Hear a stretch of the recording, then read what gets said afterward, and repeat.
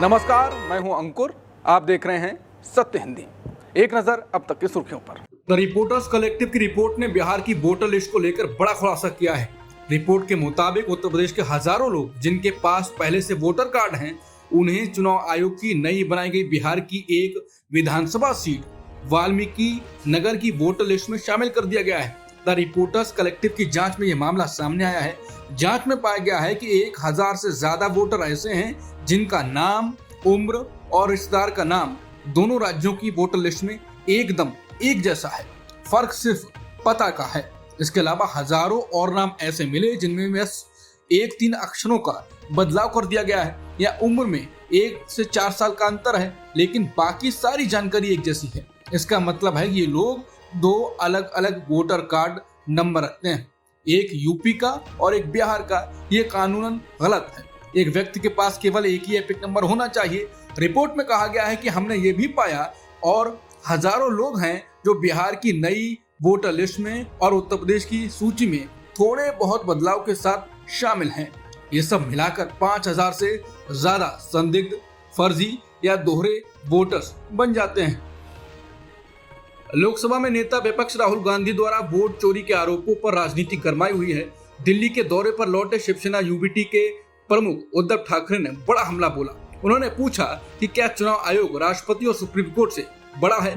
ठाकरे ने केंद्र सरकार और चुनाव आयोग पर निशाना साधते हुए कहा कि जब चुनाव आयोग के खिलाफ लड़ाई चल रही है तो सरकार इसमें क्यों शामिल हो रही है। ठाकरे ने कहा कि केंद्र सरकार ने जो तमाशा किया है वो शर्मनाक है। सांसदों से कहा गया था कि वो उन्हें चुनाव आयोग ले जाएंगे और पता चला कि वो उन्हें पुलिस थाने ले गए।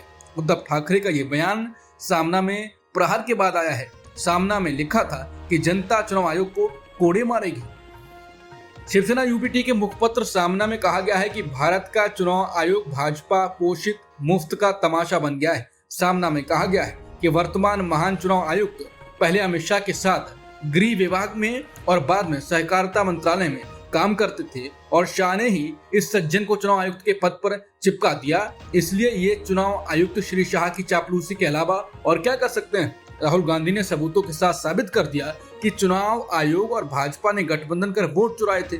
गांधी ने डंके की चोट पर बताया कि कैसे चोरी की योजना बनाई गई, क्या दांव पेच रचे गए और कैसे चुनाव आयोग इस वोट चोरी मामले में शामिल था। सामना में कहा गया कि अगर कोई चुनाव आयुक्त होता तो वो नैतिकता के मुद्दे पर इस्तीफा दे देता और भारत की जनता से माफी मांगता। मोदी कम से कम 50 लोकसभा क्षेत्रों में बड़े पैमाने पर वोटों की धांधली के कारण ही 2 बार प्रधानमंत्री बने हैं। 25 निर्वाचन क्षेत्र ऐसे हैं जहां भाजपा विरोधी अंतिम राउंड तक आगे चल रहे थे। वहां मतगणना रोक दी गई और गड़बड़ी पैदा की गई और अंततः भाजपा उम्मीदवार को विजेता घोषित किया गया। ये तथ्य कि पीएम मोदी एक चुनावी घोटाले के माध्यम से प्रधानमंत्री बने भारत के लोकतंत्र के लिए एक संकट है। राहुल गांधी ने सोमवार को चुनाव आयोग से मिले नोटिसों का हवाला देते हुए बयान दिया। राहुल गांधी ने कहा, ये चुनाव आयोग का डेटा है, मेरा नहीं, जिस पर साइन करके शपथ पत्र दूं। उन्होंने कहा कि इस डेटा को अपनी वेबसाइट पर डाल दीजिए, आपको पता चल जाएगा। लोकसभा में नेता विपक्ष और कांग्रेस सांसद राहुल गांधी ने एक बार फिर से चुनाव आयोग पर निशाना साधा। राहुल गांधी ने कहा कि भारत के लोकतंत्र की हालत देखिए। 300 सांसद चुनाव आयोग से मिलना चाहते हैं और कहते हैं कि हम एक प्रतिनिधि मंडल लेकर आएंगे और हम आपको एक दस्तावेज देना चाहते हैं। चुनाव आयोग कहता है कि 300 सांसद नहीं आ सकते हैं। उन्होंने कहा कि वो डरते हैं। 300 सांसद आ गए और वहां पर सच्चाई निकल आई तो क्या होगा, बस यही बात है। राहुल गांधी ने कहा, ये लड़ाई अब राजनीतिक लड़ाई से आगे निकल गई है। अब ये देश की आत्मा की लड़ाई है, ये संवैधानिक लड़ाई है।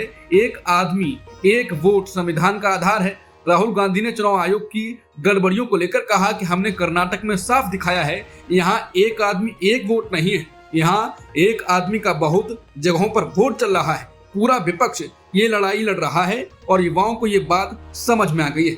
राहुल गांधी ने चुनाव आयोग पर आरोप लगाया, चुनाव आयोग भ्रमित कर रहा है, उनका ही डेटा है और हमने उसे ही दिखाया है। ये सिर्फ बेंगलुरु में ही नहीं हुआ है, ये देश के अलग अलग चुनावी क्षेत्रों में हुआ है। चुनाव आयोग जानता है जो डेटा वो छुपाने की कोशिश कर रहे हैं वो फटेगा। इंडिया गठबंधन के सांसदों ने वोट चोरी और बिहार में वोटर लिस्ट के विशेष गहन संशोधन यानी एसआईआर के खिलाफ आज दिल्ली में प्रोटेस्ट मार्च निकाला। मार्च का नेतृत्व राहुल गांधी ने किया। इंडिया ब्लॉक के सांसद संसद भवन परिसर से चुनाव आयोग के कार्यालय जाना चाह रहे थे, लेकिन पुलिस ने उनको आगे नहीं बढ़ने दिया। राहुल गांधी, प्रियंका गांधी, अखिलेश यादव और बाकी इंडिया के लीडर्स सड़क पर ही बैठ गए। थोड़ी देर बाद पुलिस ने राहुल गांधी और प्रियंका गांधी को और बाकी नेताओं के साथ हिरासत में ले लिया। वहीं जब पुलिस ने राहुल गांधी को आगे बढ़ने से रोक दिया तो वो सड़क पर ही अन्य सांसदों के साथ बैठ गए और आगे जाने देने की मांग करने लगे। थोड़ी देर बाद पुलिस ने राहुल गांधी और प्रियंका गांधी को हिरासत में ले लिया। हिरासत में लिए जाने से पहले राहुल गांधी ने कहा कि सच्चाई देश के सामने है, ये लड़ाई संविधान बचाने की है। प्रियंका गांधी ने भी कहा ये हमें रोक रहे हैं क्योंकि ये डरे हुए हैं, कायर हैं, ये सरकार कायर है। राहुल गांधी के नेतृत्व में विपक्षी दलों ने संसद भवन से चुनाव आयोग तक विरोध मार्च शुरू किया, लेकिन पुलिस ने इसको पहले ही रोक दिया और राहुल गांधी, प्रियंका गांधी समेत अन्य विपक्षी सांसदों को हिरासत में ले लिया। इस मुद्दे पर कांग्रेस नेता शशि थरूर ने राहुल गांधी का पुरजोर समर्थन किया। थरूर भी विपक्ष के इस विरोध प्रदर्शन में शामिल हुए थे। थरूर ने मीडिया से बातचीत में अपने नेता का साथ दिया। उन्होंने कहा राहुल गांधी ने गंभीर सवाल उठाए और उन्हें गंभीर जवाब मिलने चाहिए। थरूर ने कहा कि चुनाव आयोग की जिम्मेदारी है कि चुनावों पर जनता के मन में कोई शक न रहे। थरूर ने इस संबंध में सोशल मीडिया प्लेटफॉर्म पर एक पोस्ट भी लिखा। शिवसेना के सांसद संजय राउत ने सोमवार को केंद्रीय गृह मंत्री अमित शाह को चिट्ठी लिखी है। इस चिट्ठी में उन्होंने पूर्व उपराष्ट्रपति जगदीप धनखड़ की सेहत और उनके ठिकाने यानी कि वो कहां पर हैं इसके बारे में स्पष्ट जानकारी देने की मांग की है। राउत ने लिखा है कि 21 जुलाई को जगदीप धनखड़ ने अचानक स्वास्थ्य कारणों का हवाला देते हुए अपने पद से इस्तीफा दे दिया था, लेकिन उस दिन के बाद से आज तक उनकी कोई जानकारी सामने नहीं आई है। राउत ने याद दिलाया कि 21 जुलाई की सुबह धनखड़ राज्यसभा के मानसून सत्र की कार्रवाई सामान्य तरीके से चला रहे थे। वो पूरी तरह ठीक नजर आ रहे थे और विपक्ष के नेता मल्लिकार्जुन खड़गे से बहस भी की थी।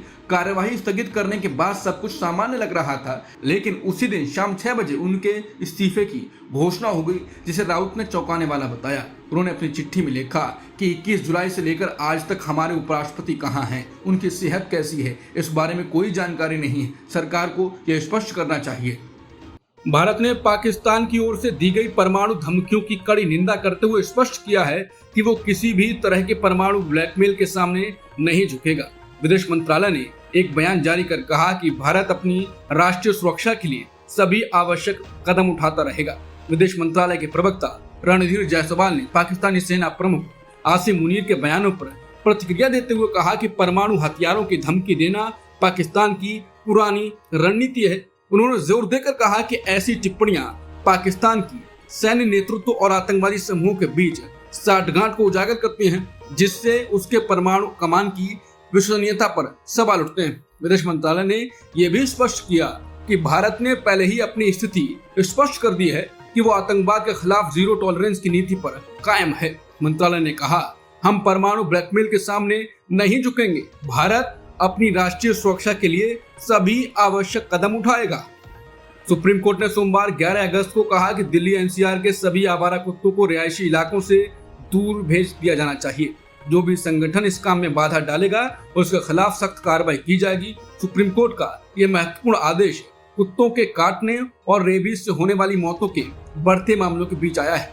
जस्टिस जेबी पारदीवाला और जस्टिस आर महादेवन की बेंच आवारा कुत्तों के हमलों के बाद रेबीज से होने वाली मौतों की बढ़ती घटनाओं पर एक न्यूज रिपोर्ट का संज्ञान लेने के बाद इस मामले की सुनवाई कर रही है। अदालत ने कहा वो केवल केंद्र सरकार की दलीलें सुनेगी और इस विषय पर कुत्ता प्रेमियों या किसी अन्य पक्ष की याचिकाओं पर सुनवाई नहीं की जाएगी। अब तक की खबरों में इतना ही। बाकी खबरों के लिए बने रहिए सत्यहिंदी.com के साथ।